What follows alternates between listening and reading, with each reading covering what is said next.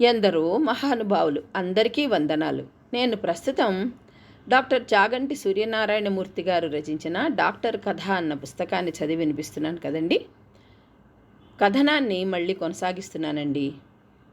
నా మొదటి కేసు ఒక పల్లెటూళ్ళలో 2 రాత్రులు పగళ్ళు ప్రసవ వేదన పడుతున్నప్పటికీ ప్రసవం కాలేని ఒక స్త్రీ. ఒక రోజున ఒక పల్లెటూరి మంత్రసాన్ని వెంటబెట్టుకుని ఆదుర్దాగా ఒక పెద్ద మనిషి ఆసుపత్రికి వచ్చాడు. తన భార్య గత 2 రోజుల నుంచి నొప్పులు పడుతుందని కూడా వచ్చిన గ్రామంలో మంత్రసాని ఎన్ని విధాల ప్రయత్నించినా ప్రయోజనం కనపడలేదని, ఆమె మిగతా విషయాలు సవివరంగా చెబుతుందని, నేను తక్షణం బయలుదేరి వారి గ్రామం వచ్చి రోగిని కాపాడమని నన్ను కోరి మంత్రసానిని జరిగిందంతా నాతో చెప్పమన్నాడు. నాటు మంత్రసాని 2 రోజులు సాయశక్తులా తంటాలు పడినప్పటికీ స్త్రీకి ప్రసవం కాలేదని చెప్పేసరికి నాకు గుండెల్లో రాయి పడింది. ఈ పల్లెటూరి మంత్రసానులు ప్రయోగించే ప్రసూతి చికిత్సలు ఎంతటి అఘాయిత్యాలో, వీటి వల్ల దాపురించే గండాన్నించి స్త్రీలను తప్పించడం ఎంత కష్టసాధ్యమో మద్రాసు స్త్రీ శిశు వైద్యశాలలో నేను కళ్ళారా చూశాను. కాబట్టి మొదటి కేసంటే ఉత్సాహం బదులు భయోత్పాతం కలిగింది. మంత్రసాని వాలకాన్ని బట్టి చూస్తే వయసు 30 ఏళ్ల దగ్గర నుండి 60 ఏళ్ల వరకు ఉండొచ్చు. ఈమె తల్లి చుట్టుపక్కల 5-6 గ్రామాదులకు మంత్రసాని వృత్తిలో అందవేసిన చెయ్యి. ఈ మంత్రసాని ప్రసూతి వైద్య శాస్త్రాభ్యాసం అంతా ఆ తల్లితో కలిసి పనిచేయడమే కాబట్టి ఆమె ఈ 25 ఏళ్ళు కూడా సరిగ్గా నిండని ఈ మొగ పురుగుతోనా నేను సంప్రదించటం అన్నట్లుగా నన్ను యగాదిగా చూసి రోగి స్థితి అంతా ఒక విచిత్రమైన దేశీయ స్త్రీ వైద్య శాస్త్ర పరిభాషలో లెక్చరు కొట్టింది.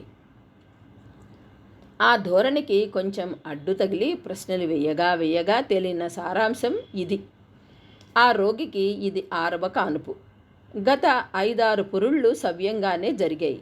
ఈసారి బిడ్డ చేరు ముందు బయటకు వచ్చింది.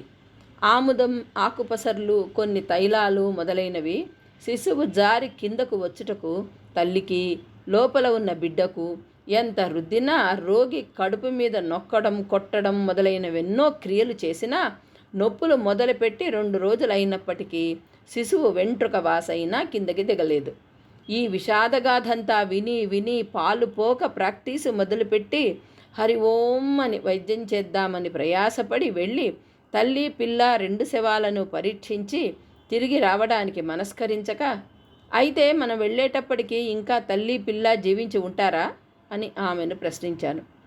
ఆ మంత్రసాన్ని FRCOG పాస్ అయిన లేడీ డాక్టర్ కూడా ఉండనంత ధీమాతో రోగి భర్తను చూపించి, బాబు, ఈయన జంకిపోయి మగవైద్యుని చేతనైనా ఇంగ్లీష్ వైద్యం చేయిస్తానని ఇక్కడకు నన్ను లాక్కొచ్చాడు.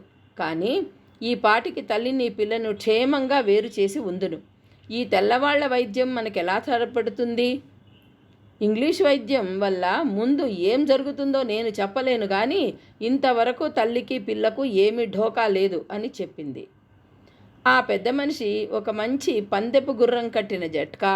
అప్పటికి మా పట్టణంలో 1-2 మాత్రమే కార్లు ఉండేవి. మేము వారి గ్రామం త్వరగా వెళ్ళడానికి తీసుకొచ్చాడు. నేను, నాతో పాటు ఆసుపత్రి పనులు నేర్చుకోవడానికి కుదిరిన కాంపౌండరు కావలసిన సామాన్లు తీసుకుని బయలుదేరాం. 3 గంటలు రాళ్ల మీద, రప్పల మీద జట్కా కుదుపుతో శరీరం ముద్దై ఎలాగో ఆ గ్రామం చేరాం. రోగి భర్త ఆ ఊరి మోతుబరి రైతు కాబట్టి ఊరిలో ఆబాలగోపాలం మాకు ఆహ్వాన సంఘంగా తయారయ్యి రోగి ఇంకా క్షేమంగా ఉందని చెప్పుట ముందు ప్రయత్నానికి శుభశకునం అనిపించింది. రోగి ఇల్లు పెద్ద పాత పెంకుటి భవంతే, కానీ కిటికీలు మాత్రం చిన్నవి, మనిషెత్తు ఉన్నాయి. రోగి ఒక పెద్ద గదిలో నులక మంచం మీద పడుకొని ఉన్నది. గదిలో మాత్రం ఇసుక వేస్తే రాలకుండా ఊళ్ళో అమ్మలక్కలందరూ చేరి ఒకళ్ళ మాట ఒకళ్లకు తెలియకుండా సభ చేస్తూ ఉన్నారు. ఈ మహిళా సభను బయటకు తరిమి రోగిని బాగా పరీక్షించి మన మొదటి కేసు మనని ముంచేదో తేల్చేదో నిర్ణయించడం మొదటి సమస్య అయింది. ఈ సందర్భంలో ప్రసూతి వైద్యం చేసే మగ డాక్టర్లంటే ఆ దినాల్లో గ్రామీణుల ఉద్దేశం ఏమిటో మనవి చేస్తాను. స్త్రీ వ్యాధులకు వైద్యం చేసే డాక్టరు పెద్ద మనుషుల్లో పరిగణింపబడేవాడు కాదు.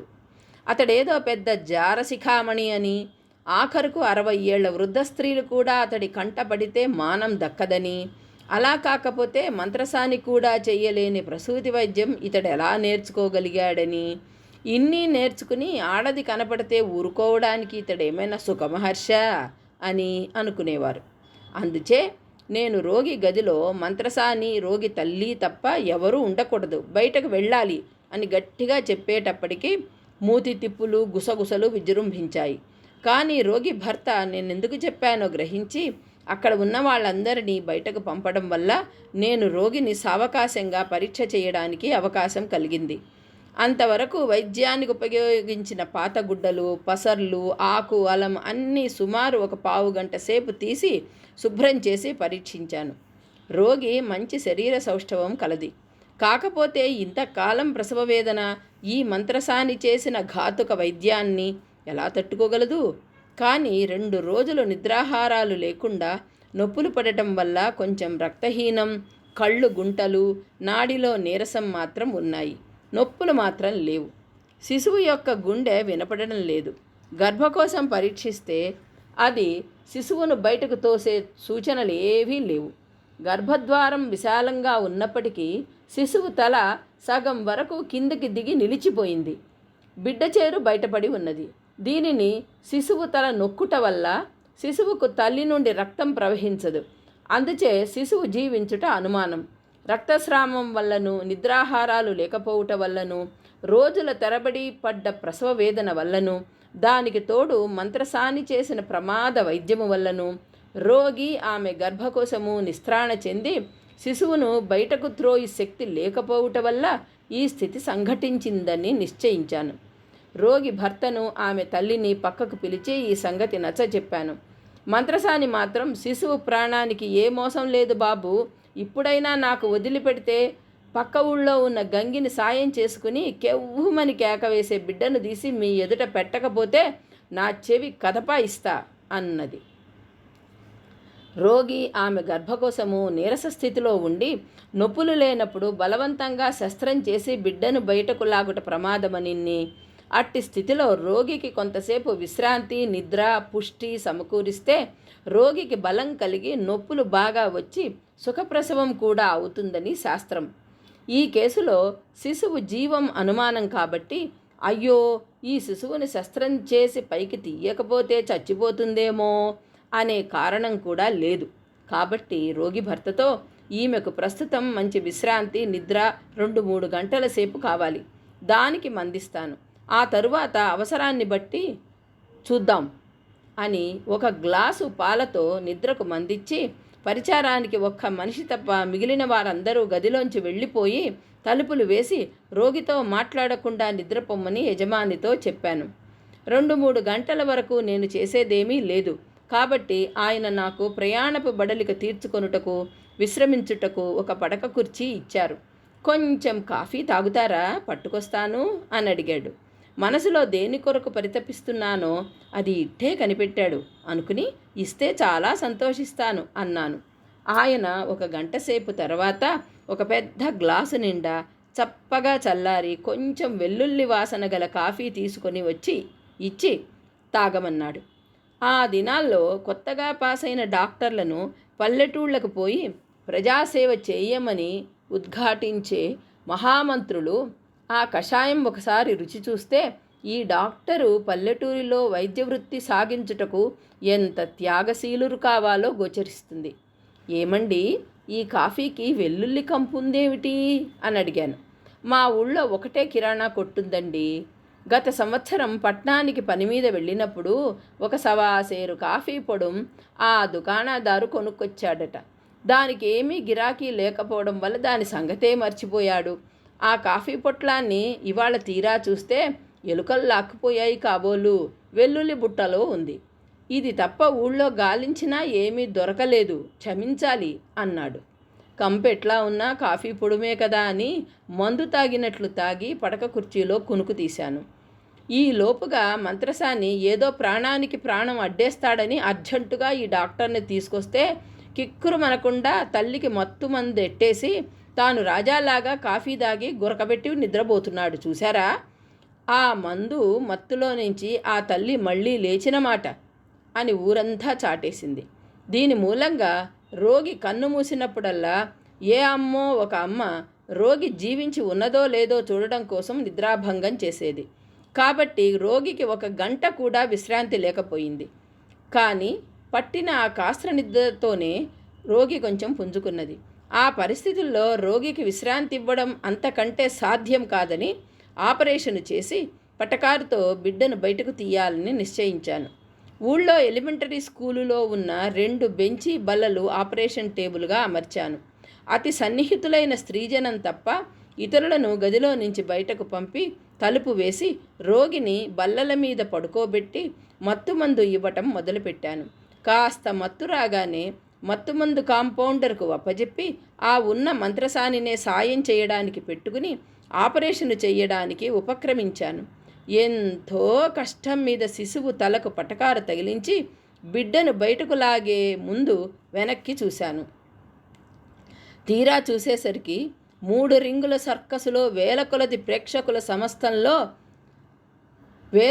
ప్రేక్షకుల సమక్షంలో సింహం బోనులోకి ప్రదర్శించుటకు పోయే సర్కస్ మేనేజరునా నేను అని అనిపించింది. ఏమంటే వేసిన తలుపు ఎవరో తెరిచేశారు.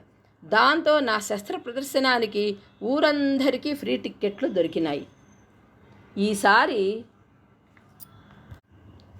ఆ పరిస్థితుల్లో కొంత మనస్సు కూడబెట్టుకొని విశ్వ ప్రయత్నం చేసి శిశువును బయటకు లాగగలిగాను. శిశువు 1-2 రోజుల కిందటే గర్భంలో చనిపోవుటచే చెడిపోయింది. ఆపరేషన్ తరువాత తల్లికి కలిగిన ప్రమాదములైన రక్తస్రావం ఆపడానికి తల ప్రాణం తోక్కొచ్చింది. రోగికి 2-3 కుట్లు వేయవలసిన అవసరం కలిగి కాంపౌండర్ని సూదిమ్మంటే అతనికి ఆ హడావుడిలో కనపడలేదు. తుదకు మంత్రసాని ఊళ్ళోకి పోయి మంచి గట్టి కుట్టు సూది ఒకటి తీసుకొని వచ్చాక ఆపరేషన్ పూర్తి చేసి మంచి కుస్తీ పందెం గెలిచి గోదాలో నుంచి బయటకు వచ్చినటువంటి పహల్వానంత ఉత్సాహంతో బయటకొచ్చాను. ప్రేక్షకుల ముఖాల వైఖరి చూస్తే నా ప్రదర్శనం అందరికీ, ఆఖరికి ఆ మంత్రసానికి కూడా తృప్తికరమైనట్లు తోచింది. ఊళ్ళో బాగా కనీ పెంచిన ముసలమ్మలకు మాత్రం బిడ్డ చేరు ముందు బయటకు వస్తే బిడ్డ బతకడం కష్టమని అనుభవాన్ని బట్టి వాళ్ళు వివరించారు. వారు శిశువు దక్కనందుకు నా బాధ్యత కూడా లేదని గ్రహించారు. రోగి భర్త కూడా నేను చేసిన వైద్యంనకు సంతోషపూర్వకంగా నేను ఏమీ అడగకుండానే 2 నవరసులు తాంబూలంలో పెట్టి గంపెడు కొబ్బరి బోండాలు నారింజ పళ్లతో నన్ను బహూకరించాడు. జట్కాలో అవన్నీ ఉంచి ఇంకో గ్లాసు కాఫీ మరి దారిలో దొరకదు తాగండి అని తీసుకొచ్చాడు. కానీ మొదటి కేసు బాగా చేశానన్న సంతోషం వెల్లుల్లిపాయ కాఫీతో చెడగొట్టుకోవడానికి మనస్కరించక అక్కర్లేదు సెలవిప్పించండి అని జట్కా ఎక్కి ఇంటికి చేరాను. అది నా వైద్య జీవిత నాటకానికి పునాది. ఇక్కడితో ఈ కథనం ఆపేస్తానండి. తిరిగి తరువాయి భాగంలో కలుసుకుందాం. అంతవరకు మీకు డాక్టర్ కథ నచ్చితే లైక్ చేయండి, షేర్ చేయండి, సబ్స్క్రైబ్ చేసుకుని నన్ను మరింతగా ప్రోత్సహించండి. ఉంటానండి. నమస్కారం.